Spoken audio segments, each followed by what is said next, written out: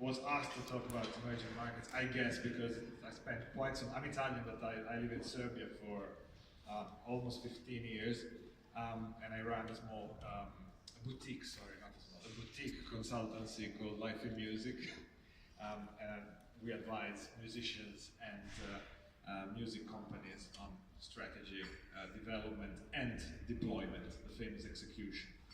So I got quite a view of what's going on there, and my intent today is simply to share my some points of my experience. First of all, perspective is everything. So you could get, not just in emerging markets, but in the music industry, and if you want, in life in general,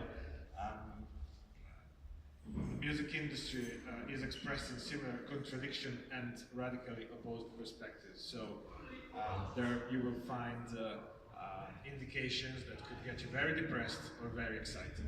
So I'm an optimist, I'm a positive person. So yeah, in good terms, you need the right mindset to approach emerging markets, because the very same situation will be seen as doomed by someone as gold by someone else. So I'll try to show you the gold here. How does Central Eastern Europe look like? CE has a lot of non-EU markets. That's a very important thing to keep in mind immediately. Being outside of the European Union means that there are a lot more complications. So different currencies, regulations, predominant music styles, taste, available income is on average much lower than in most of the EU countries. Culture.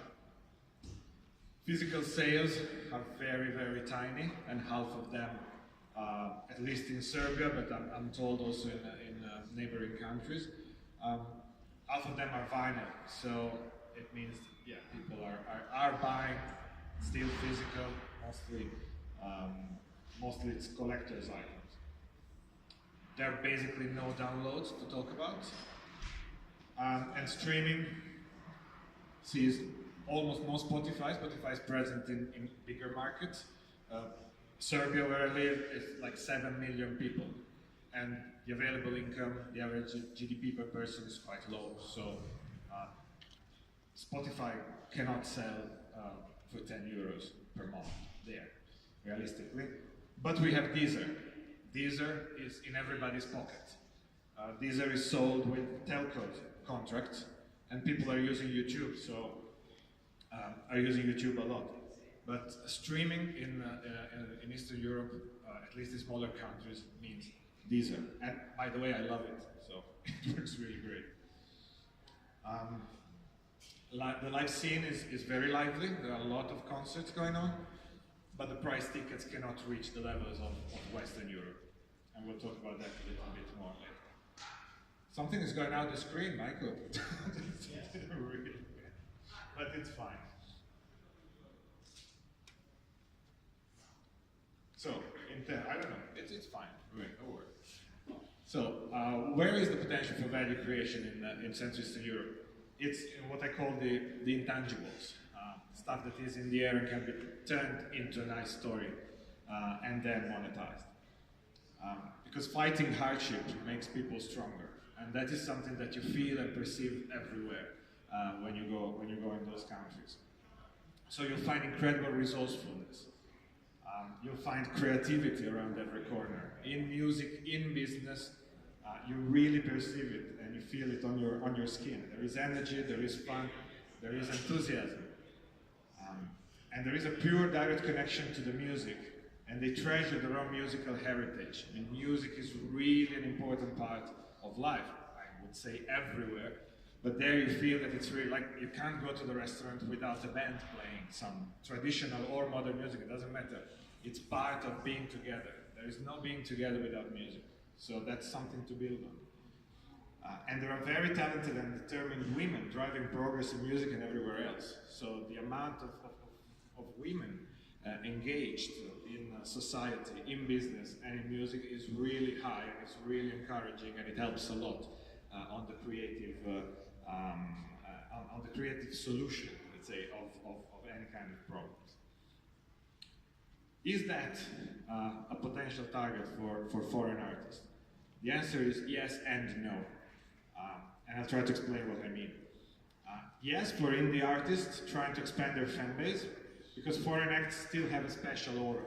So, yeah, if you're a relatively small act and you're trying to find, new to expand your fan base, that could definitely you could definitely build your entrance in such a market. Not yet for artists who want to make a lot of money from these countries because the disposable income is low, piracy is rampant, and the ticket prices are still very low. So it's just a matter of dimension. But economies of scale are possible on a regional level. Putting together a group of somewhat uniform markets. For example, former Yugoslavia is bound together also commercially by a free trade agreement, and there are many cultural elements of affinity. So it can be possible to approach a whole broader area that is not 5-6 million people, but it's 30 or more million people. And from Serbia specifically, there are trade agreements with Russia, and there is deep cultural affinity with Russia, which is a market that definitely will mean more and more in the future. With increasing ticket prices that occurred over the last few years, 7-8 years, fewer bigger acts are seen in Central Eastern Europe on large events. I mean, I clearly remember 10 years ago, every major international tour was coming to Belgrade and selling out either stadiums or at least 20,000 seaters arena. Now, it's not happening anymore. I mean, only venues lower than 3,000 are still doing reasonably well with foreigners, very well with locals, and again, the slide is a bit cut, sorry for that, but arenas with 20,000 capacity are sold out mostly by local acts.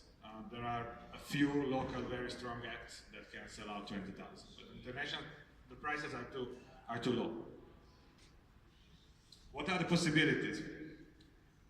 Definitely international development of local talent. So there is a lot of talent there that can be actually helped to develop in bigger markets. Collaborations with local musicians. There is, today it's the band t-shirt thing, yeah? I have this t-shirt, Kings of Strings, that probably nobody heard of, ever. It's a guitar trio made of Tony Emanuel from Australia, Stochel Rosenberg, who is a gypsy guitarist, and Vlatko Stefanovski, who is a Serbian guitarist from Macedonia. And they made an incredible collaboration. They recorded both a fantastic concert, there is also video, probably also available on YouTube, and a fantastic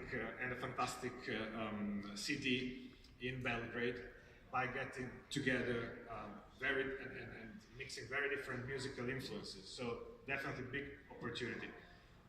You can expand your fan base with low advertising cost. I mean, try to run a campaign in Serbia, Macedonia, Montenegro on Facebook. It will cost you a fraction of what it costs in any other Western country. You can tour at low cost there. You can buy a return ticket Belgrade, London for 50 to 100 euros. One night in a good apartment in the city center is 40 euros per night. So if you're a band of 4, it's 10 euros per person. Food, 3 to 15 euros to eat. I mean, 15 euros you eat really well. 3 euros you eat well and you drink as well. Okay.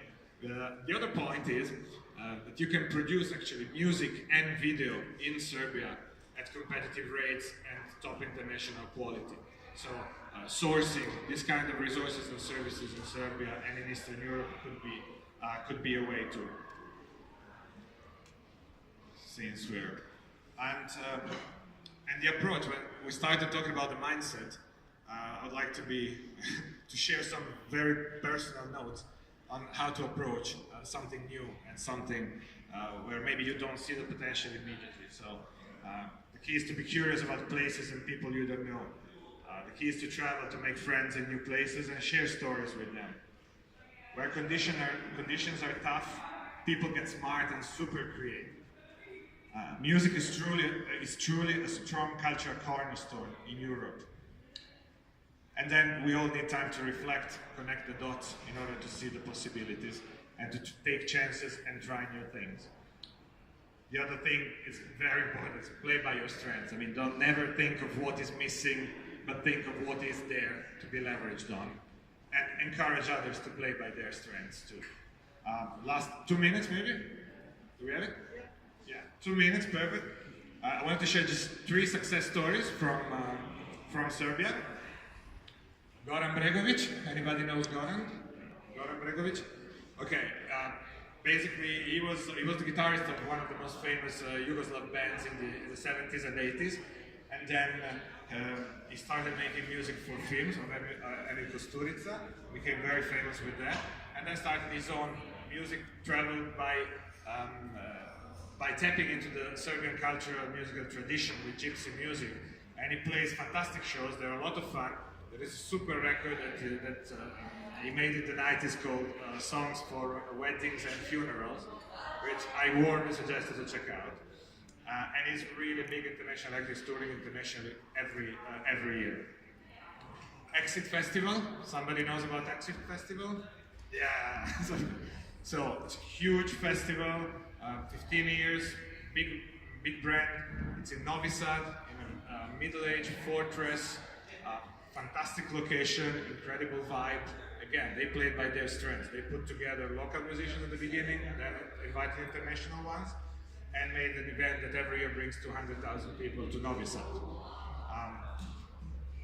The guy, really enjoying some brass music, is attending the Guča festival. Guča is the Serbian Woodstock, and it's an untold story. It's a festival of traditional brass music from the Balkans, where dozens and dozens of bands and brass players get together with up to 600,000 people over 5 days. It's a small village in the mountains. There's nothing. Okay, it's free to attend. It's very expensive to find accommodation. Very, very expensive, like 150 euros and up per person per day.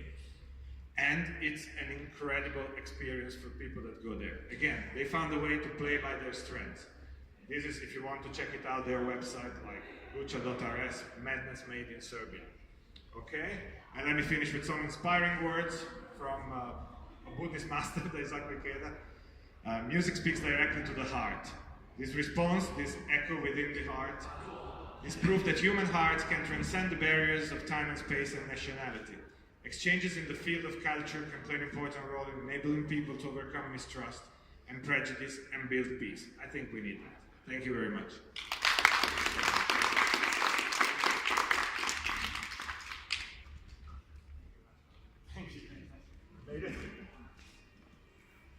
One more round of applause for Fabio Martinelli. Thank you very much.